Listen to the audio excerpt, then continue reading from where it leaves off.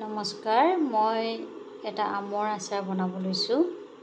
আপোনালোককো দেখাব খুজিছোঁ কেনেকৈ কৰিব লৈছোঁ। কেঁচা নিমখ হালধি সানি আমখিনি ৰ'দত এদিন ৰ'দত শুকুৱাই লৈছোঁ অলপ, যাতে পানীটো নাথাকে। একদম এনেকৈ জৰজৰীয়া হৈছে। তাৰপিছত মই এনেকৈ কেৰাহী এটা লৈছোঁ। কেৰাহীটো অলপ গৰম হ'ব দিছোঁ। কেৰাহীটো গৰম হ'ল। এতিয়া মই আমখিনি অনুযায়ী মই মিঠাতেল দি দিছোঁ। কেৰাহীত মই অনুমান কৰি দি দিছোঁ।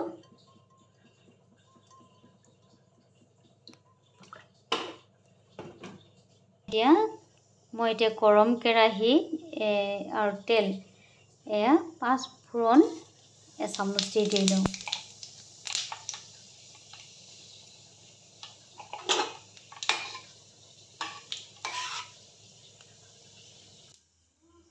আৰু কেইটামান পকা জলকীয়া তেলত দি দিছোঁ।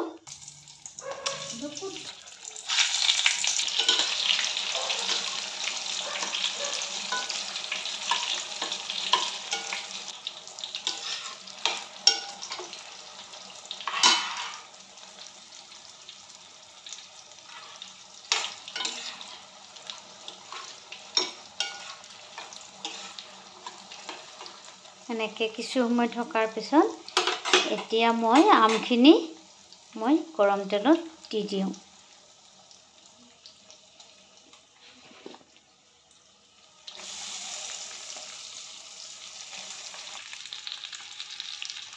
আমখিনি এনেকৈ মই তেলত দি দিলোঁ।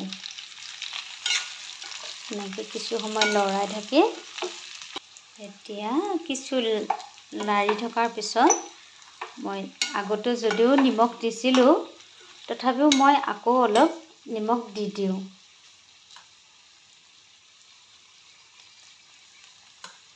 আপোনালোকেও দিব নিজৰ সোৱাদ অনুসৰি কিমানখিনি কোনে, কিছুমানে নিমখ কমকৈ খায়, কিছুমানে বেছিকৈ খায়, সেই হিচাপত দিব পাৰে যোনে যেনেদৰে খায়। আগতেই মই গুড়ি কৰি থৈ দিয়া এইটো হ'ল বগা বেহাৰ। এইটো মই অলপ কেৰাহীত গৰম কৰি লৈ মিক্সাৰ গ্ৰাইণ্ডাৰত মই গুড়ি কৰি লৈছোঁ। এই গুড়িখিনি মই কিছু আমৰ লগত মিহলি কৰি দিম। এনেদৰে কিছু সময় লাৰি থাকি মোৰ এইখিনি আচাৰ প্ৰায় হৈয়ে গৈছে। এতিয়া মই এচামুচ ভিনেগাৰ দি দিম এই আচাৰখিনিত। আৰু আপোনালোকেও এনেকৈ বনাই খাই চাবচোন। এতিয়া বহুত আমবিলাক সৰি থাকে।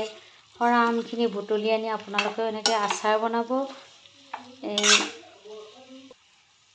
আপোনালোকেও বনাই খাব। এনেদৰে অতি সহজতে ঘৰতে ধুনীয়াকৈ কম খৰচতে কৰিব পাৰি। যিহেতু আমৰ বতৰ, আপোনালোকেও আনি পেলাই এনেই যাব নিদিব। সৰি যোৱা আমখিনি আপোনালোকে বুটলি আনি এনেকৈ আচাৰ বনাই থৈ আপোনালোকে বহুত দিনলৈ খাব পাৰিব।